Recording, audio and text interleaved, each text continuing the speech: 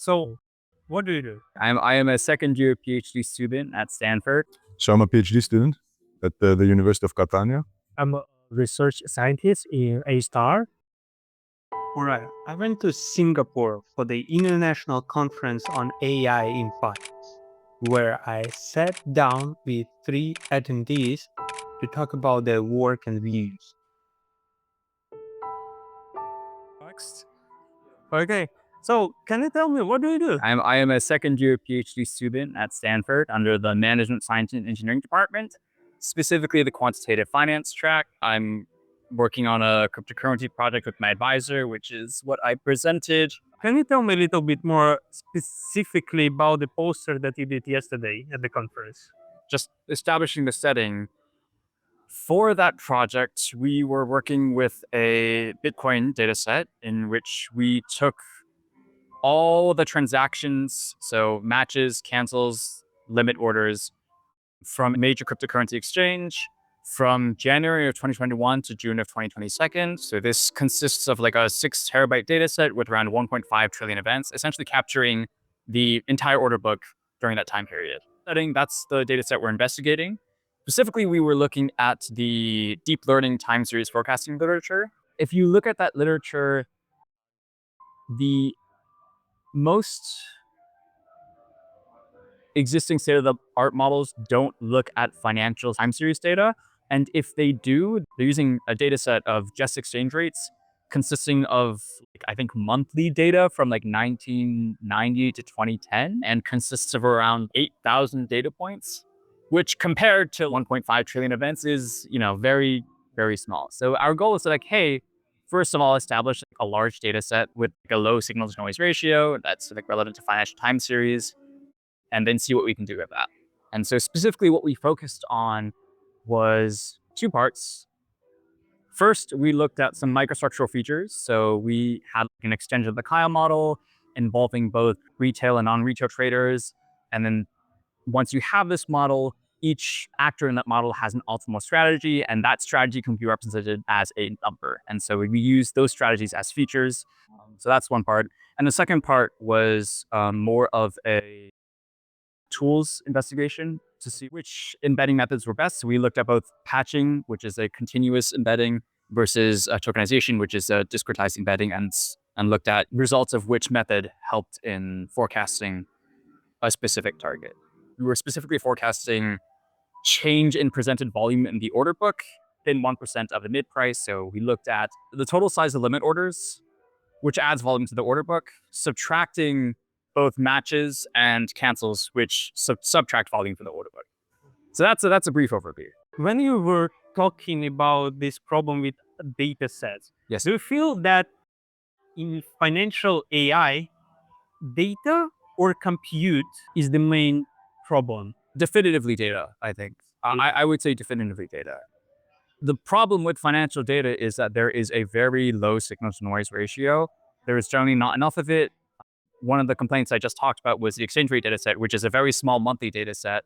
A lot of stuff in the financial literature happens quarterly, and quarterly does not lend to a lot of data points, right? That's 4 per year, right? That's essentially nothing compared to what we have currently for large language models and the vast amount of data you have on the internet, which, of course, does need to be cleaned and refined in some way.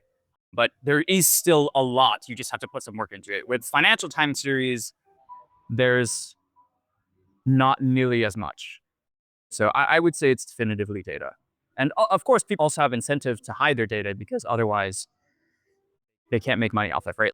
You have to pay money to, various exchanges in order to look at how, for example, an index is going to rebalance, right? Like people pay millions of dollars to figure out just a couple weeks earlier how an index is going to rebalance.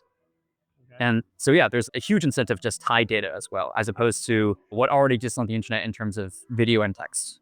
Hypothetically, imagine that you could obtain any data set, assuming it exists in the universe. What data set would you request and from where? I'm not sure. I mean, I would say that I would like to investigate specifically more behavioral stuff, and that would require open access to exactly who is trading what, when, and where. I would want a labeled transaction data set. Every single transaction, every single limit order, every single market order of every single person ever. Not bad. Okay, actually, I want social network data, like as pristine as possible. Social network, like who's talking with who, every single message that's ever happened. Of course, like, this is very insane privacy concerns. No, but they don't have every single communication ever in the human world. There's no single consolidated, here is all communication that humans have conducted with each other. That would be really cool. And I feel like there's a lot of behavioral stuff you can do with that. And hopefully that would also be informative on the quantitative finance side. Yeah, communication, every communication between any two people ever. Okay. If this kind of data appears in your own hands, it could be very damaging. Oh, of course. Oh, this is okay. Like, I understand that, like, this is incredibly infeasible, but it'd be cool to have it from a research perspective. From a moral, like, ethical perspective, like government surveillance, yada yada. Yes, of course, huge amounts of issues. Okay. But from a purely academic side, I think it'd be really nice to have. Can AI replace finance professionals fully? What time frame? I mean, if we're talking about, like, I don't know, like 5,000 years in the future, sure. I don't know. We'll have, like, really smart AIs eventually. I guess I could give you a gradient. In question. our lifespan, During our lifespan, do I think AI will be able to replace financial professionals? maybe our lifespan is a bit too much. Even 5 years, 5-10 years. In the next 5 to 10 years? Yeah, I would say no. And the first thing that comes to mind is just regulation, right? Financial assets are closely interrelated with the law, and there are lots of regulations around who can, like, know what, who can act on it, who can transfer what. I think there will need to be some kind of regulatory framework about who's responsible if something goes wrong.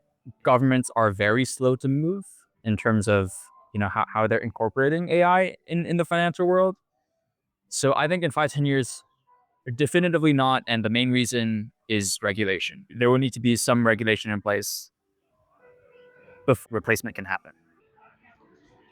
Even if we don't talk about finance, I feel like different areas of the world are different in terms of data governance and how much they allow to train the AI models in different countries. For example, in Europe, it's difficult.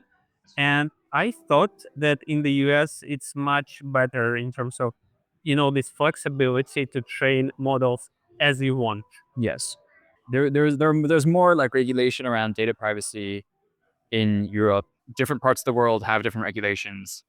And just having to train a model in such a way that follows the local regulations is difficult enough, even if it is easier in the US. So maybe the question should be more, how likely is it in a specific location, say the US? Do I see the US having completely AI financial advisors in the next 5 to 10 years?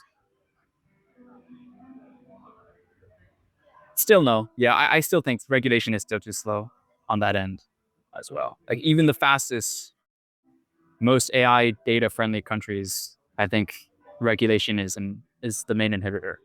What is the most AI friendly country? I do not know. I mean, I know. Wait, okay. So I do know that, isn't Estonia, don't they have some experiment going on where, like, their currency is based off of some crypto thing or some blockchain? I might be wrong, but I feel like there is some country that has done some experiments. I mean, that doesn't mean they're AI data friendly. That just means they're willing to experiment in terms of the financial system.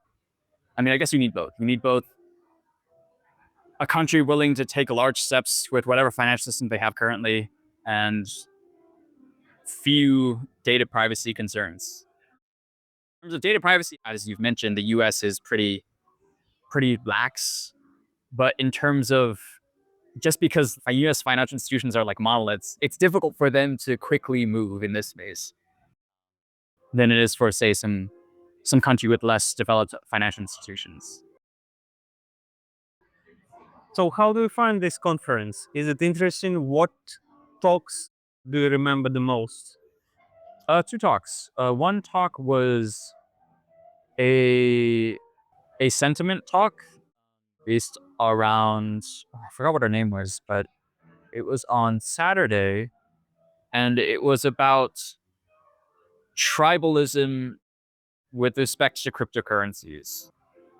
For example, during periods where cryptocurrency went up or stayed stable or went down, how did people on very cryptocurrency centric communities communicate with each other with regards to say, hey, person A is like a staunch supporter of a specific cryptocurrency, person B is not. How do those people talk with each other?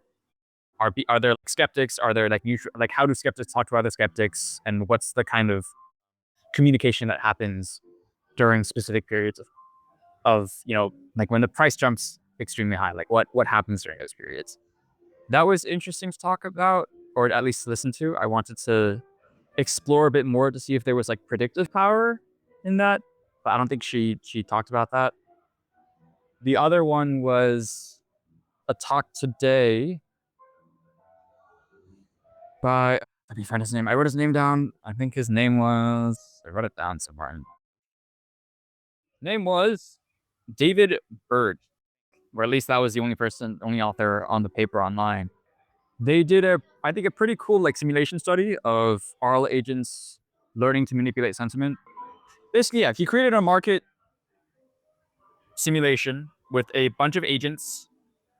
Some agents trade on sentiment, some agents trade on momentum, some agents trade on value, some agents have their own reinforcement learning strategy and also post, right? There's like a public like post feed that only the sentiment agents look at. And so you can manipulate this feed by, posting positive sentiment about a specific currency and manipulate the sentiment traders by influencing what they see. And they actually found that it's not actually the sentiment traders which lose money when the feed is manipulated. The feed only manipulates the sentiment traders, right? It directly impacts your actions and affects no one else. But they're not the ones that get hurt. The ones who get hurt are actually the value traders, because the price deviates from the true value because of these sentiment traders and momentum traders who are like, oh, like the feed says the price is going to go up, so then they cause momentum to happen, which leads to deviations from the actual underlying value. Yeah, I thought that was pretty cool paper. Lots of interesting directions you can go with that one. Yeah. For me, the paper that I remember was I think it was a workshop session. Yeah. The idea of the paper was quite interesting because he didn't just train a transformer, but he considered different financially inspired loss functions for the transformer. Yep. Because usually people try to do transformers on time series and they use quite typical RMSE or MAPE loss. Yeah.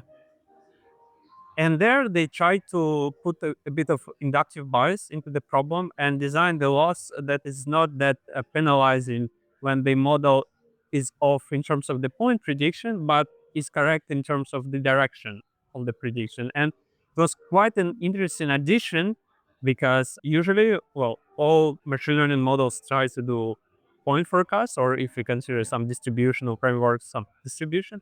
But that particular paper tried to also consider the direction of the prediction. If it coincides with the correct trend or return, it's going to be a positive signal. It's going to propagate positively towards I the think way. that actually, yeah, that kind of analysis has existed at least on the financial side.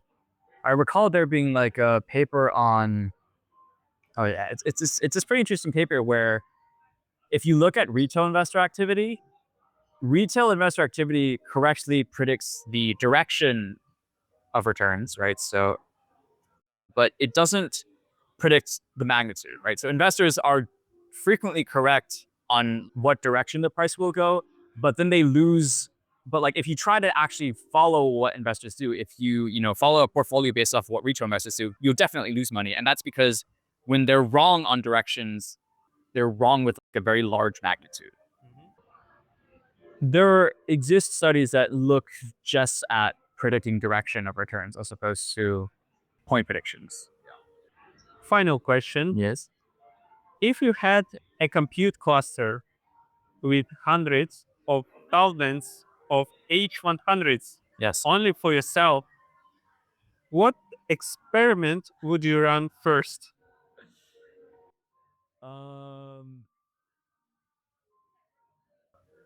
If I were to actually have these, the optimal thing to do would be to sell them off.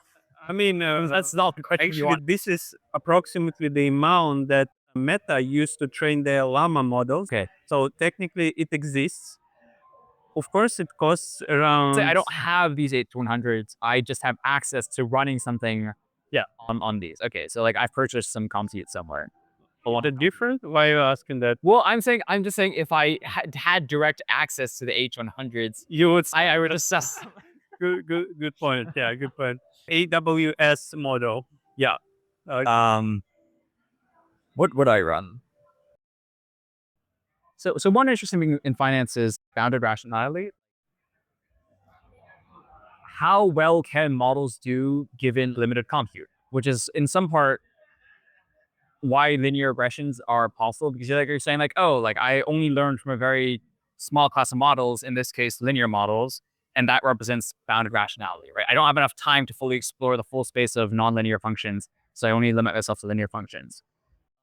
What would be interesting from perhaps a simulation perspective would be like, hey, if I have a bunch of agents talking with each other in this massive market simulation, what are different levels of macro level financial outcomes depending on the amount of resources that each model has, that each agent has, right? So suppose like you only give each agent like a very small amount of compute in the beginning, and then you just keep on scaling that up to see what macro level outcomes occur once you scale up that compute. Who suffers? Kind of actually just like a very extended version of the second talk that I mentioned, where you have those momentum sentiment agents talking to each other. How do those strategies evolve as more compute gets thrown at them? Okay. So what do you do? So I'm a PhD student at the University of Catania. So I'm doing a PhD, but in reality it will be a European PhD at the end, because I've spent also a few months in Central Supplec in Paris. What is the main research topic for you? So I'm interested in information filtering. So I'm looking at correlation and covariance matrices. So I'm interested in which signals are actually the important ones. I'm trying to bring my background in from physics to accomplish it a little bit better. Before doing your PhD, what and where did you study? So as I said, at the moment I'm in Italy and I've spent also time in Paris. But before that, I spent time in Duisburg-Essen, so in Germany, where I studied physics in the bachelor. And then during my master, I did a little bit more mathematical physics, so random matrix theory and this type of research. Why you attending this conference? The reality is that my professors in Europe, many of them have told me that if you really want to do cutting edge research, you should think about moving into industry. So what I did is I heard about this conference because my supervisor from Paris actually submitted a paper. I thought about going into industry, and I think that this is a very good conference to do networking. So I came here for networking. Okay, see. Imagine that you have an infinite compute and you have thousands of hundreds of H100s GPUs. What would you do first? I think the question should be structured on the other side. So if you had as little compute as possible, Okay. what project would you do? Because I will give you an example. I have a very, very old laptop. So it only has 4 gigabytes of RAM. And all of the code you have to write needs to run perfectly and optimally on it. Otherwise, it shuts down. So what your question implies is that you can write all of the bullshit code and it will all run. Yeah. But I think the question should be, if you have as little compute as possible, are you able to write optimal code? Would probably do some, again, information filtering algorithm. But at least I would try to make it optimal. What is the trend in AI for finance that is misunderstood or overhyped? After I came to this conference, I think one thing that is overhyped and probably will cause a lot of problems, so I would categorize it as overhyped, are agents. So if you look into trading, you will probably have a lot of agents doing trading. So I think you would need to be very cautious with like prompt injections and everything. I'm not very convinced yet that agents will be good at trading. So there might be, I do not want to say black swan event, but there might be some cascading effect that happens because of agents. So I think that at the moment they are overhyped and they might even become dangerous for a small part of the financial system. At what levels can AI replace finance professionals? The AI will be very good at high performance things, so at faster time scales and everything. So this algorithmic trading, as it has been doing for the past 25 years. So the algorithmic trading for the past 25 years, but AI will even enhance this. I think where it will lack a lot is the interpersonal connection, which is always needed. So if you think about big banks, I think one of the reasons why they are able to sell a lot of product is because there is trust between the banker and the person who gets something sold. This is most of the times a negative thing, to be honest, because they are selling a lot of products that are useless and with very high fees and everything. But AI would not be able to do it. So maybe it's a good thing that AI will replace the banker, because they will not be able to take advantage of people, let's say, which in turn has given the industry a very bad name. AI might clean up a little bit this part, even enhance the trading part. Okay, you told me that you have a physics background, and I know a lot who started studying physics. Most of them ended up in a hedge fund, investment banking. In your opinion, what is motivation behind that? Why didn't they want to stay in the physics world? So I can tell you what my friends are doing in academia, and I can tell you my personal motivation. So my friends are actually the ones who are staying in academia are the ones who do not really care about outside factors. So they have not really thought about many things like, if I have a family at some point, how do I support them and everything like this. They are living a little bit in a utopia. Okay. My personal motivation is that Germany is very, very good at fundamental research, so the quantum physics and all of this part. And I was more interested in real world scenarios and real world systems, which is why I left Germany. I got funding in Italy, and I'm concentrating on a very complex but more real world system. Quantity or quality in academic research? Of course, the quality is the most important part, right? You should always put the research rigor, so the results on first place. So you have to be 100% sure of what you're doing. So the quality should be always number one.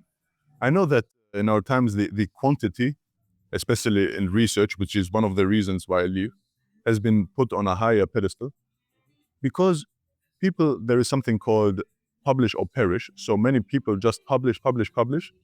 And the funny thing is that this approach sometimes leads to a very good result, but it's only 1 in 100 papers.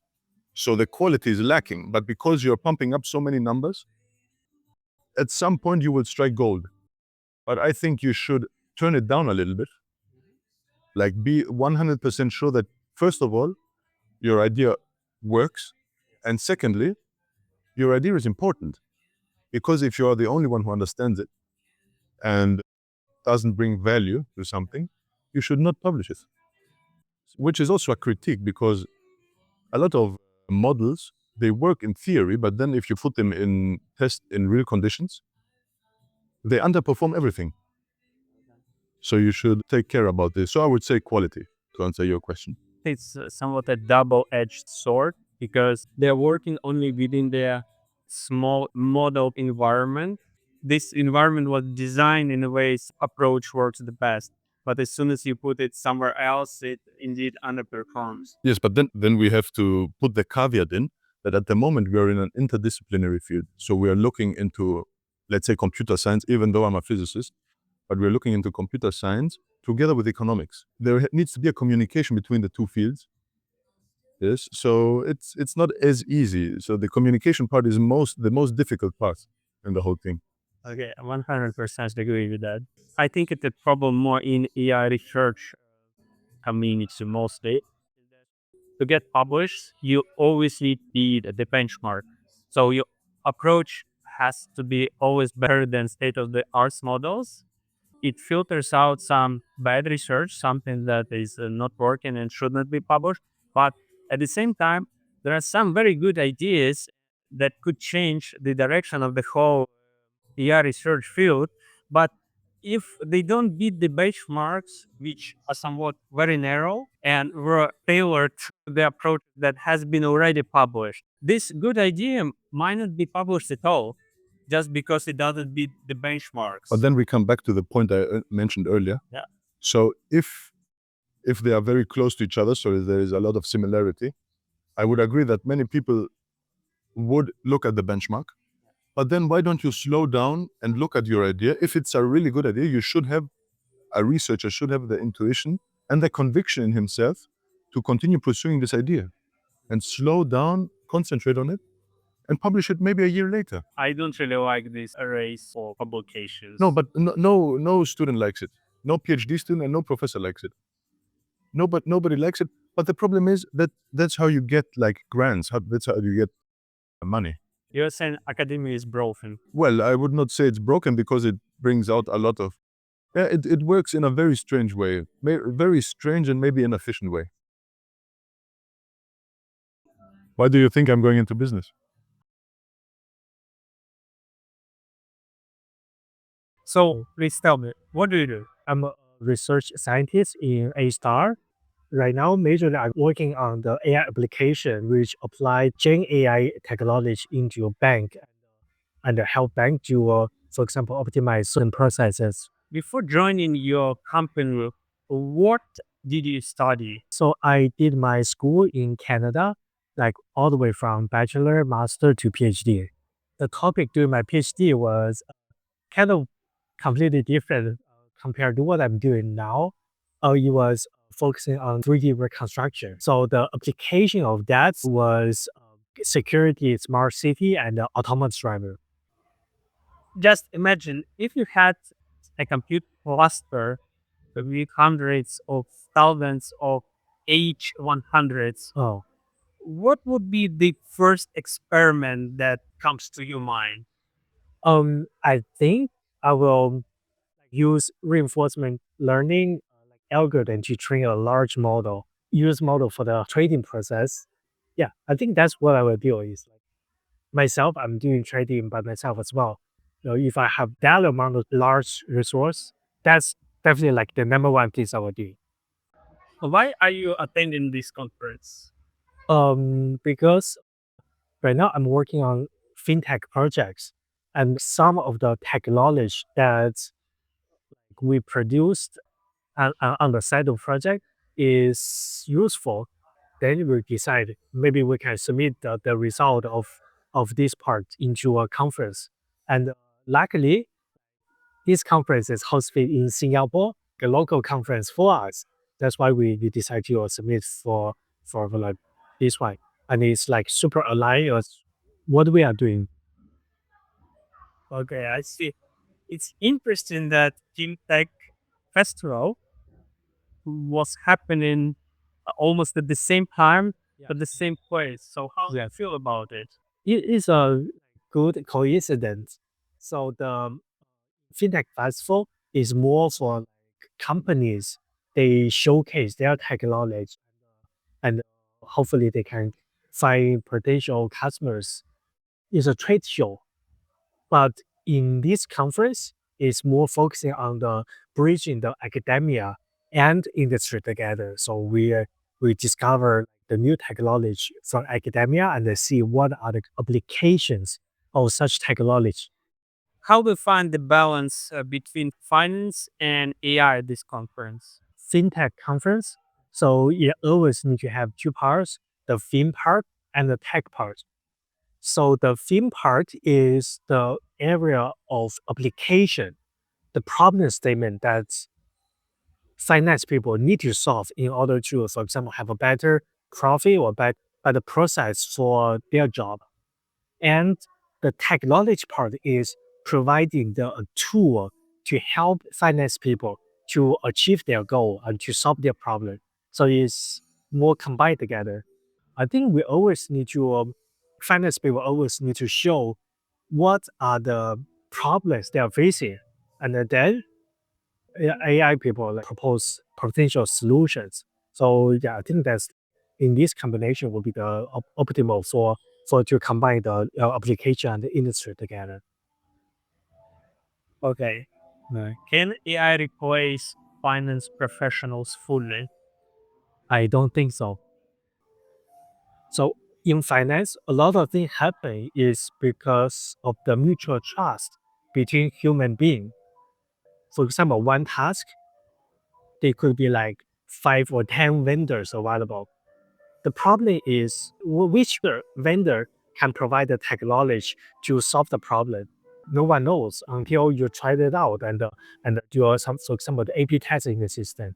And often the finance problem is complex, and you only find out there's a problem when you are actually doing the integration and fully deploy the system into your organization. Then you found out, okay, there's something that we need to solve, and then the vendor need to spend time and energy to solve the problem. So I see this one is a more of a who do you trust, and you rely on this person to provide solution for your problem. It happens in like a lot of area in the finance. It happens in compliance, happens in legal, and also some risk management. I see it as a trust issue, and AI cannot replace the trust between the vendor and banks or financial institution. Where do you see the biggest gap between academic results and what actually pulls up in production? So the biggest problem is first, the academic result is often based on synthetic data. In order to verify if the algorithm works or not, conduct experiment on synthetic data. Then the next part is apply on the real data. After verifying it works on real data, the third part, which is the most difficult part, is doing the integration. The integration is not just working with one group. We need to work with stakeholders from different business line, with IT, with the compliance, and it's a lot of process. Especially the finance industry is strictly regulated. Everything needs to follow the certain compliance, certain procedure. So that part could take longer than doing research itself. So, can you tell me about the presentation that you gave yesterday? This work start with idea, need to work with other financial institutions, submit a proposal to MAS, which is a financial regulators in Singapore. During this proposal, we were brainstorming about what technology we can use to solve the data sharing problem between different financial institutions. We start with federative learning, and then our conclusion was federative learning is a mature technology and it's good, but once the model changed, we need to do everything all over again. We need to set up data training nodes in each of the financial institutions that participate in this activity. Those methods are good, but it's either like too computational heavy. Other financial institutions may not have the GPU resource to to do this type of data generation. Yeah, especially for method like diffusion or GAN. Those are good and popular methods, but they are too heavy rely on GPU. Then we thought about maybe we can create some method ourselves.